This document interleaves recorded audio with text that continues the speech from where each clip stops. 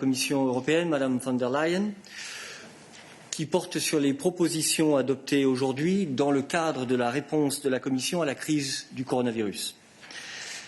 Cette conférence de presse sera suivie un peu plus tard d'un briefing technique sur les différentes propositions et plusieurs des questions que nous avons reçues de nature plus technique sur ce paquet pourront y être traitées. Madame la Présidente, vous avez la parole. Yes, thank you. Good morning.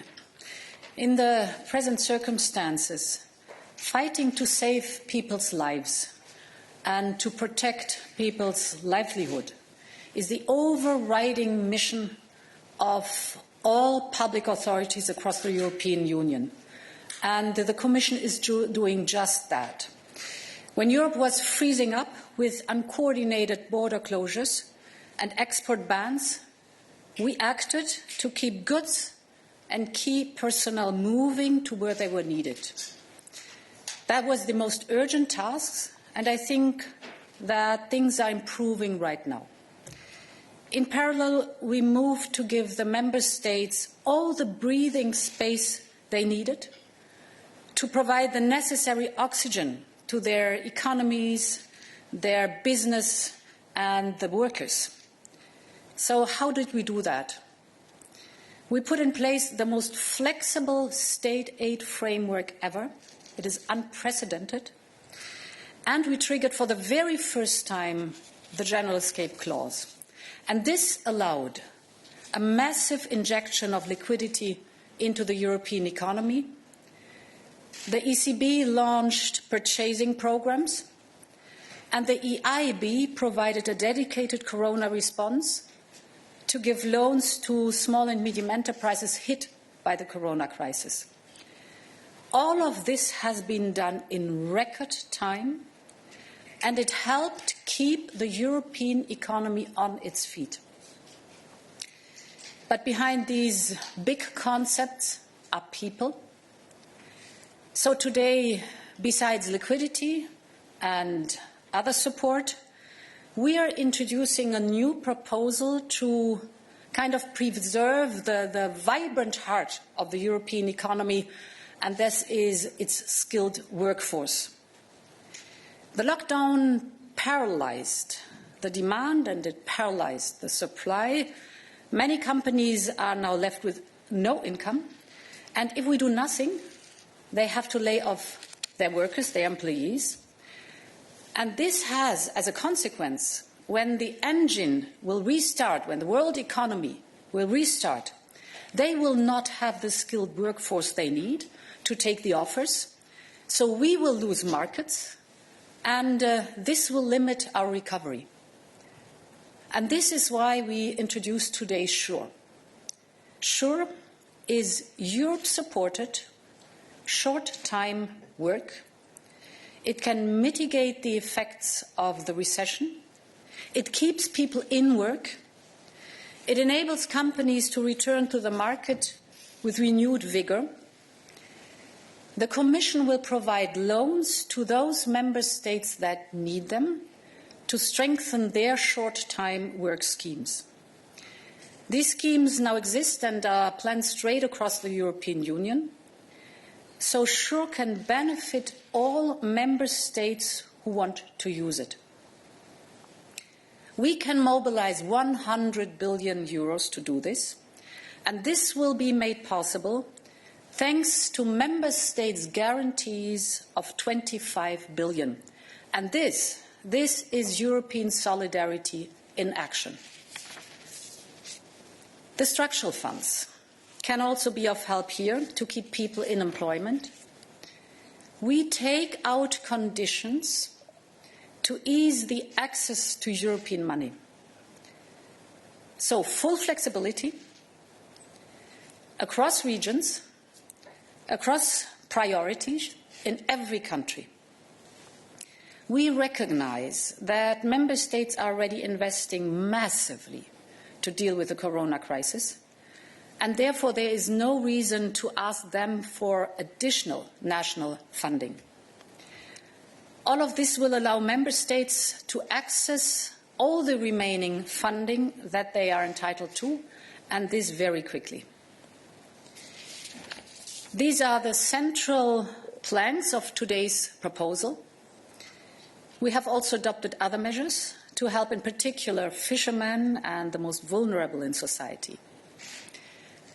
For those proposals to become reality, I count on Parliament and Council to act swiftly.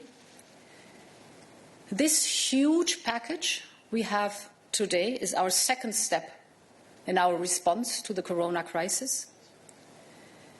To date, the European Union, that is the European institutions and member states, have mobilized 2,770 billion euros.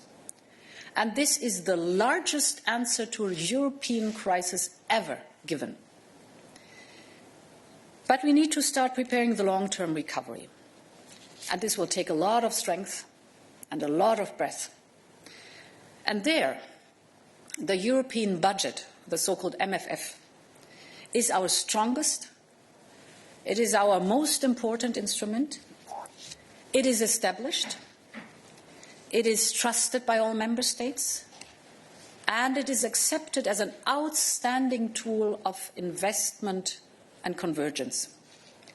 So I think the next European budget, as a central pillar, will have to embody our response to the Corona crisis. Thank you.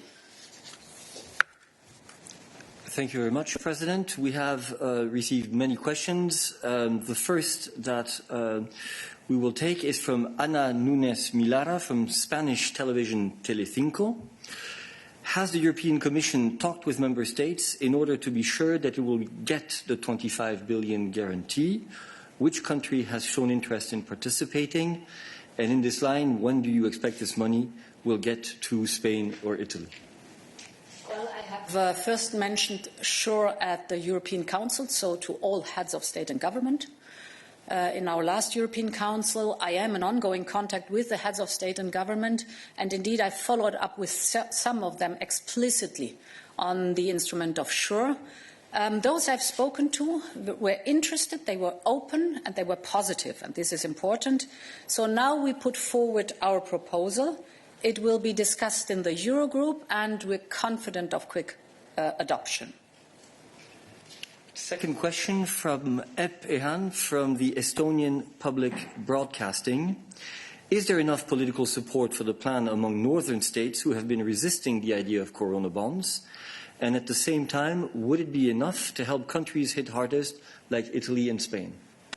Well, the northern states were the first one to introduce these state-funded short-time work schemes. And they made very good experience with it, because the principle that when a crisis hits, and mostly a crisis like this one, that is an external shock, is a symmetric shock, and it hits healthy companies and strong business. When such a crisis hits, the most important part is to keep people in the companies. So therefore, the SURE scheme is the guaranteeing pillar. Because when you keep them in the companies, the knowledge stays in the business and in the company. And then the moment the world economy picks up again, those companies can take the order and recover quickly. So the northern states made very good experience with that, and it helped them to recover stronger from the last crisis we did have. SURE is our proposal.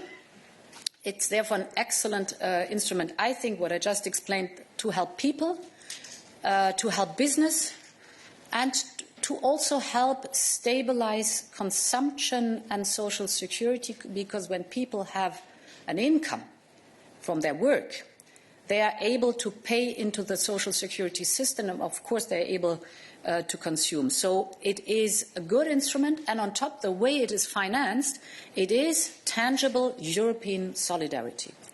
Will it be enough? We are talking about 100 billion euros of loans. And it is an enormous amount of money. And this comes on top of all I mentioned before. So this is a massive support of the European Union that is laid forward here. All right. We now have a question from Augustin Palokaj from Journalist Croatia.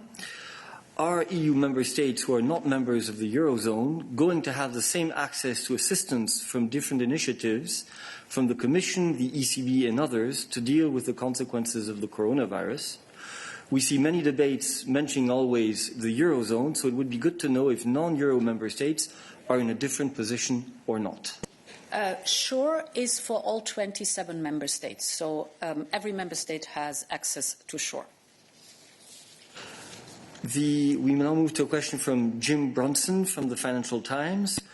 To what extent should the next MFF be retooled and leveraged into an instrument to finance the economic recovery from the pandemic? How far will the Commission go in redesigning it? Well, first of all, we all know that we need, in this crisis, quick answers. And we cannot take 1 or 2 or 3 years to invent new tools. The MFF is the strongest tool we do have. It is trusted. Everyone knows it, so it's very transparent. It's a powerful tool. It's an accepted tool by all member states and all heads of states and government. And indeed, we want to shape the MFF in such a way that it is a crucial part of our recovery plan. I think the MFF needs to be, or the next European budget needs to be, a very strong investment signal.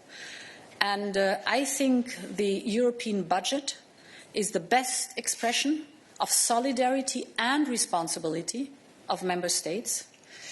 It has to mirror that our interests and our investments are strategic, and they're strategic for the future. So, because the priorities will not change, the priorities will be digitalization, decarbonization, and resilience for the European Union. And here the MFF, the budget, plays a big role. Many are calling right now for something which is called a Marshall Plan. Well, I think the European budget should be the Marshall Plan we are laying out together as a European Union for the European people. Thank you. We now have a question from Martin Kai, apologies if I'm not pronouncing it correctly, from Morgen Avisen, Jyllands-Posten, Denmark. The Danish government is preparing for gradually reopening society after Easter. Does the Commission believe that this is a good idea? Why or why not? And should reopenings of the different member states be coordinated and agreed on a European level?